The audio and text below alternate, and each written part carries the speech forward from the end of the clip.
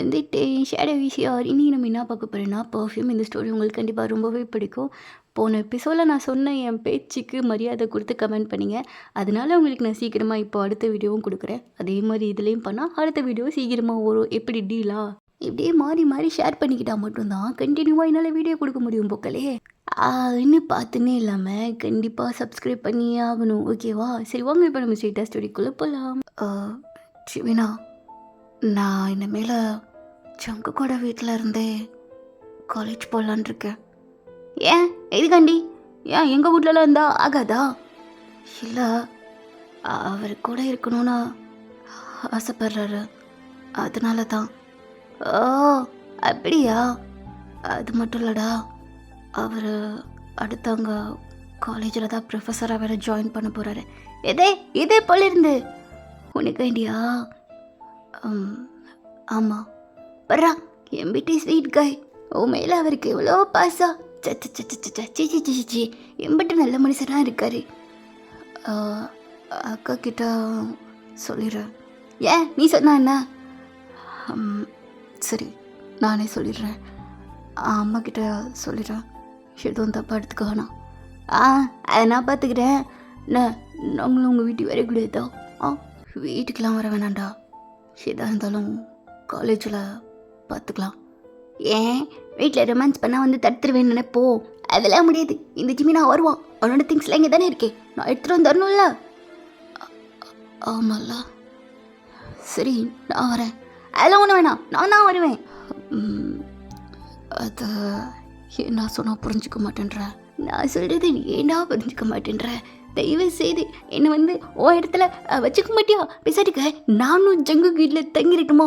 இல்லை, நான் டைரெக்டாக அவர்கிட்டே வந்து கேட்குறேன். சரியா? காலை கட் பண்ணு அப்படின்னு சொல்லிட்டு ஜிம்மின் அப்படியே வேகமாக காலை கட் பண்ணிடுறான்.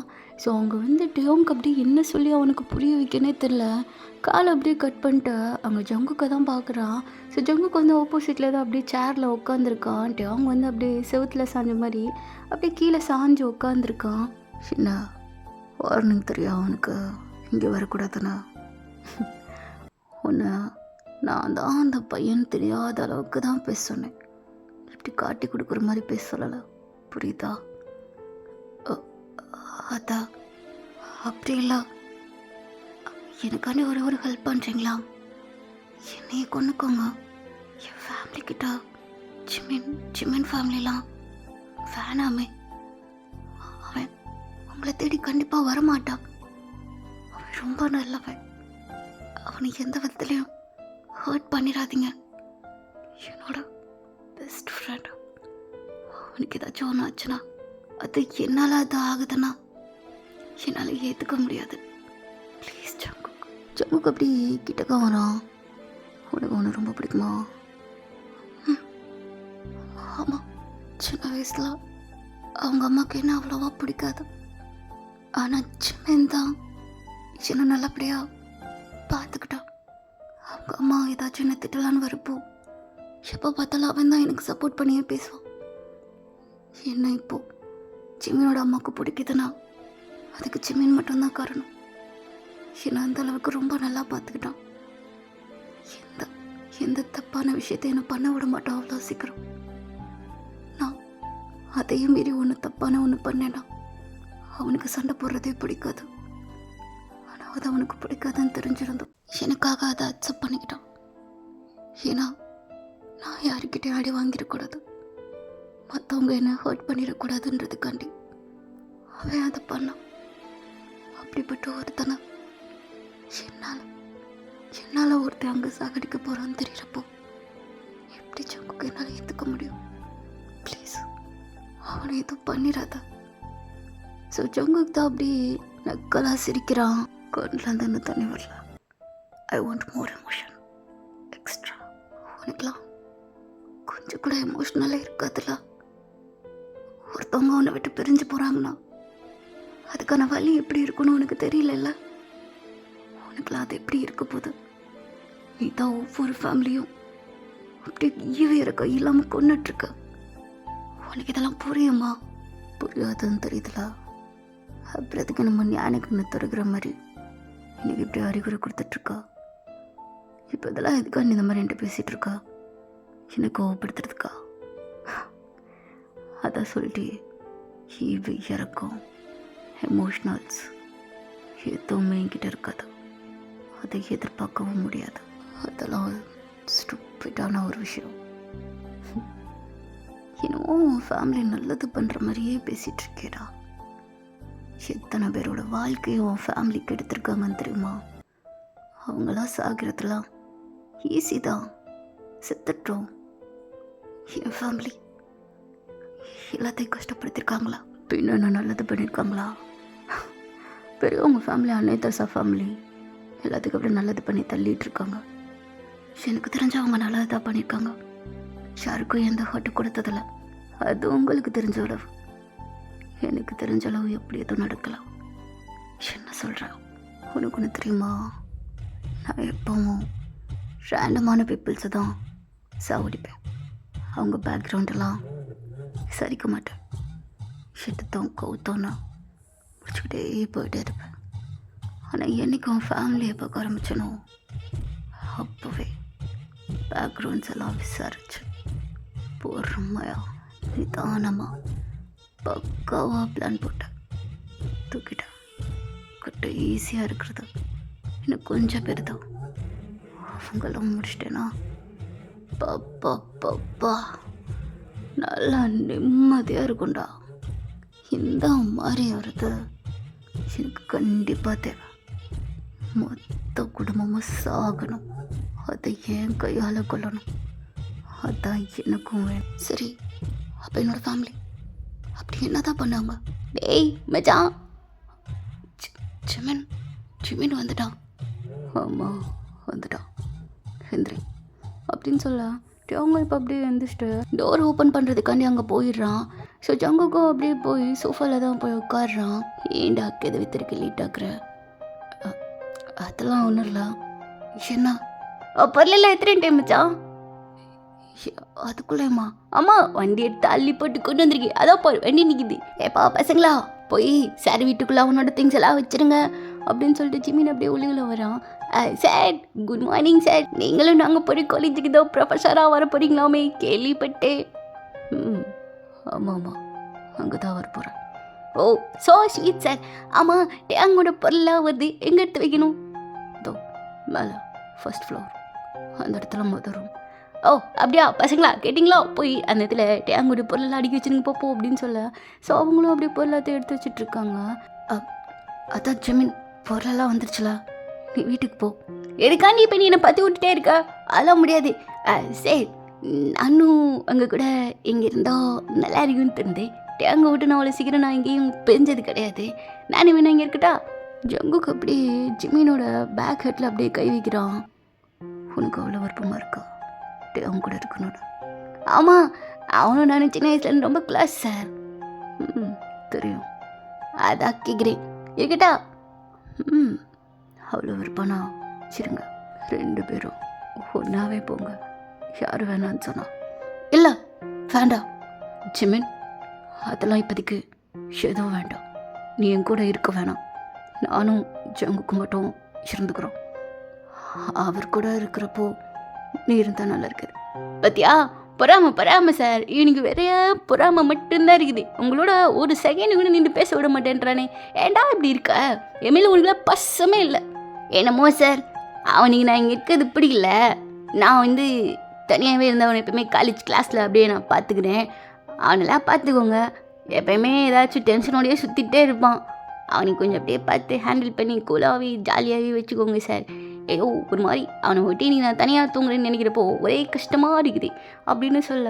ஸோ அவங்ககிட்ட அவங்களுக்குமே அது ரொம்ப ஃபீலாக இருக்குது. அவனுக்கும் கஷ்டமாக இருக்குது. ஆனால் ஜங்குக்கு அப்படியே அவங்க தான் டர்ன் பண்ணி பார்க்குறான். ஓ அப்படியா, 2 பேருமே ஒன்றா தான் தூங்குவீங்களா? இல்லை சின்ன வயசில் 2 பேரும் ஒன்றாவே தூங்குவோம். இப்போ தான் ஒரு 1 இயராக தனியாக பார்த்து தூங்கிட்டு இருக்கோம். ஓ அப்படி. ஆமாம், நீ ஏன் குத்துக்க கட்டி நின்றுட்டே இருக்க? வா உட்காரு. சரி, என்னடா தனியாக போய் உட்கார்ற? போ ஜங்குக்கு சார் பக்கத்தில் உட்காரு. அவர் நீலாட்டு கல்யாணம் பண்ண வேணும். சரிடா. ஆமாம், வீட்டுக்கு வந்து எனக்கு எதுவுமே கிடையாதா? உனக்கு என்னடா என்ன வேணும்? உனக்கு நான் குக் பண்ணி தரணுமா? அப்படியா? உங்கள் கையால் சாப்பிட்டீங்கன்னா புண்ணியம் பண்ணிருக்கணும் சார். கண்டிப்பாக குக் பண்ணுங்க. இல்லை வேண்டாம், நானே உனக்கு குக் பண்ணி தரேன். ஏய், உன் கையாலெல்லாம் எவ்வளோ சாப்பிட்றது? நான்லாம் சாப்பிட மாட்டேன். நான் தனியாக வந்து ஜங்குக் சார் கையால் தான் சாப்பிடுவேன். சிமன், நான் சமைச்சு கொடுத்தா என்ன சாப்பிட மாட்டியா? ஒழுங்கு முடியாது சாப்பிட்றா அப்படின்னு சொல்லிட்டு அவங்க தான் அப்படியே எழுந்திரிச்சு போகிறான். ஒரு பொசசிவாக இருக்கான்ல. ஆமாம் சார், அவன் பொருளை யாருக்கும் கொடுக்கவே மாட்டான். ஓ சரி சரி, அவனுக்கு கூட போய் ஹெல்ப் பண்ணிட்டு வரேன். ஓ ஓகே ஓகே, அங்கே போய் ரொமான்ஸ் கால் பண்ணுங்க, நான் எதுவுமே சொல்ல மாட்டேன் அப்படின்னு சொல்லிட்டு ஜிமின் அப்படியே உட்காந்துருக்கான். ஸோ ஜங்குக் வந்து அப்படியே அங்கே கிச்சனுக்கு போயிட்டுருக்கான். ஸோ ஜிமின் அப்படியே சும்மா இருக்க போர் அடிக்குது அப்படின்னு சொல்லிட்டு வீட்டை அப்படியே சுற்றி பார்க்க ஆரம்பிக்கிறான். ஸோ அங்கே ஒரு கார்டன் ஏரியா மாதிரி இருக்கு. அங்கே போய் பார்த்தா நிறைய ரோஸஸாக ஜங்குக் வந்து வளர்த்து வச்சுருக்கான். பர்றா, இவருக்கு ரோஸ்லாம் அவளுக்கு பிடிக்குமா என்ன? லெக்காக இருக்குது பார்க்கறதுக்கு. சொல்லப்போனால் ஜங்குக் வீடு முழுக்க அந்த ரோஸ் ஸ்மெல்லு தான் வருது. அவர் யூஸ் பண்ணுற பர்ஃப்யூமோட ஸ்மெல் மாதிரியே இருக்குது. ஒருவேளை இந்த ரோஸ்லேருந்து தான் அது உருவாக்குறாங்களோ? இருக்கலாம், மேபி இருக்கலாம். அவங்க அப்படியே கிச்சனில் சமைச்சிட்ருப்பான். ஸோ அவங்க அப்படியே ஜங்கு பின்னால் இருந்து ஹக் பண்ணிக்கிறான். என்ன ரொம்ப பயமோ சிம்மி நீங்கள் இருக்கிறதுல? அவன் என்னை விட்டு தள்ளி இருந்தாலும் சரி, தூரமாக இருந்தாலும் சரி, எல்லாரும் சாகதா போகிறாங்க. நீ என்ன முயற்சி பண்ணாலும் சரி, ப்ளீஸ் இப்போதைக்கு எதை பற்றியும் பேச வேணாம். நான் நிம்மதியாக இருக்கணும்னு நினைக்கிறேன். அது எப்படி என் கூட இருக்கிறதுக்கு கஷ்டப்பட்டு தான் இருக்கணும். இதில் நீ எங்கேருந்து நிம்மதியாக இருப்பா? என் அம்மா அப்பா கொன்ன ஒரு பையனை நான் லவ் பண்ணுறேன். அந்த பையன் என்னையும் கொல்ல, என் ஃபேமிலியும் சேர்த்து கொள்றதுக்காக வெயிட் பண்ணிகிட்ருக்கான். ஆனால் நீயும் என்னை லவ் பண்ணுறேன்னு சொல்லி ஏமாத்திருக்க. டேரெக்டாகவே நான் உன்னை கொல்ல தான் பண்ண வந்திருக்கேன்னு ஸ்ட்ரெயிட்டாகவே சொல்லியிருக்கலாமே. எதுக்காண்டி லவ் பண்ணுறேன்னு சொன்னேன்? எதுக்காண்டி அதை சொல்லி என்னை ஏமாத்துறா? வேறு ஏதாச்சும் சொல்லி என்னை உன் பக்கம் வச்சிருக்கலாம்ல. ஏன் ஜங்குக்கு எதுக்காண்டி இந்த மாதிரி சொல்லி என்னை கஷ்டப்படுத்திட்டு இருக்க? ஆல்ரெடி நீ கொடுக்குற கஷ்டம் பத்தாதானே புதுசாக தந்துட்டுருக்க. எல்லா கஷ்டத்தை விட இதுதான் எனக்கு ரொம்ப வலிக்குது. ஜங்குக்கு அப்படியே அவங்க டர்ன் பண்ணுறான். என்ன ரொம்ப கண்ணெல்லாம் கலங்குதா? ரொம்ப எமோஷ்னலாக? ப்ளீஸ் எங்களை விட்டுற. எங்கள் ஃபேமிலி பண்ண தப்புக்கு அதை அவங்க 2 பேர்த்தையும் கொன்னுட்டே.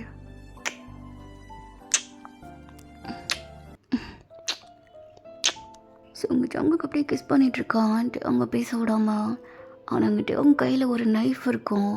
அது அங்கே ஜங்குக்கு மேலே குத்த முடியாமல் அது அவன் கை மூலியமாக அப்படியே பிடிச்சிருக்கான், நல்லா டைட்டாக க்ரிப்பாக. அது அப்படியே அவங்க கையிலேருந்து பிளட் லீக் ஆகிட்டு இருக்குது. அவங்க அங்கே பேக் கிஸ்லாம் பண்ணவே இல்லை. ஒரு மாதிரி கோவம் தான் அவனுக்குள்ளே நிறைய இருக்குது. அது அப்படியே அமைதியாக அதை கண்ட்ரோல் பண்ணிட்டு உட்காந்துட்ருக்கான். ஏன்னா அவனால் எதுவுமே பண்ண முடியல. ஜங்குக்கை பார்த்தா அவனுக்கு அவ்வளோ பயம் இருக்குது. இதிலேருந்து எப்படி தப்பிக்க போகிறோன்னு அவனுக்குள்ளே ஒரு சின்ன பயம் இருந்துகிட்டே இருக்கு. எங்கே தன்னால் ஜிமினுக்குமே ஆபத்து வரும்னு தெரிஞ்ச அவனை விலக்கி வைக்கணும்னு நினைக்கிறான். ஸோ ஆனால் அவங்க விளக்குனாலும் அங்கே ஜங்குக்கு வந்து எப்படினாலும் ஜிமினை அட்டாக் பண்ணுறேன்றதுல தெளிவாக இருக்கான். ஸோ ஜங்குக்கு இப்போ அப்படியே கிஸ்ஸை ஸ்டாப் பண்ணுறான். அவன் காலில் வந்து அவங்களோட பிளட் அப்படியே லீக் ஆகி ட்ராப் ஆகிட்ருக்கோம். என்ன கையில் ரத்தம் வருது?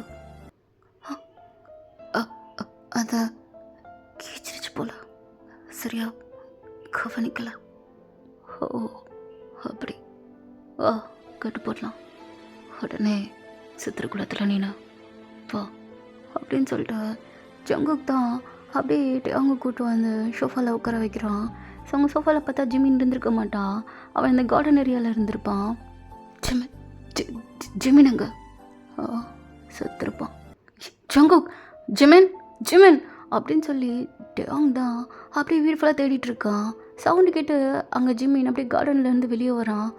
என்னடா எதுக்கு கத்துற? எங்கடா போனா? அது அங்கே ஜங்குக் சார் வந்து ஒரு கார்டன் வச்சுருந்தாரு, அது நிறைய ஃப்ளவர்ஸ் இருந்துச்சு, அதான் அதை பக்கத்துக்காண்டி போனேன். சொல்லிட்டு போக மாட்டியா? தேடுனேல. இங்கேருந்து எங்கடா போகிறேன்? இங்கே தானே இருக்க போகிறேன், எதுக்கு பதற? ஏய் ஏடா கே எடுத்த வருது அப்படின்னு சொல்லிட்டு ஜிமின் தான் வேகமாக வந்து டேங்கோட கையை பிடிக்கிறான். ஏய் என்ன எவ்வளோ கிடத்த வந்துட்டுருக்குது? ஜிமின் அவனை இங்கே கொண்டு வா, அவனுக்கு கட்டு போடணும். சார் என்னாச்சு? அது அவன் இங்கே ஒர்க் பண்ணிட்டுருக்கிறப்போ கையில் தெரியாமல் கட் பண்ணிட்டான். ஓ அப்படியா, பைத்தியக்காரா, ஒழுங்கா பண்ண மாட்டேன் அப்படின்னு சொல்லி திட்டிக்கிட்டு அவன் அப்படியே ஜங்குக்கு பக்கத்தில் உட்கார வைக்கிறான். ஸோ ஜங்குக்கும் அப்படியே ஆயில்மெண்ட் போட்டுட்ருக்கான். சரி ஓகே, இதோட அந்த எபிசோட் முடிஞ்சா நெக்ஸ்ட் எபிசோடில் இந்த ஷேடோ உங்களை வந்து மீட் பண்ணுறேன். Tata, bye bye.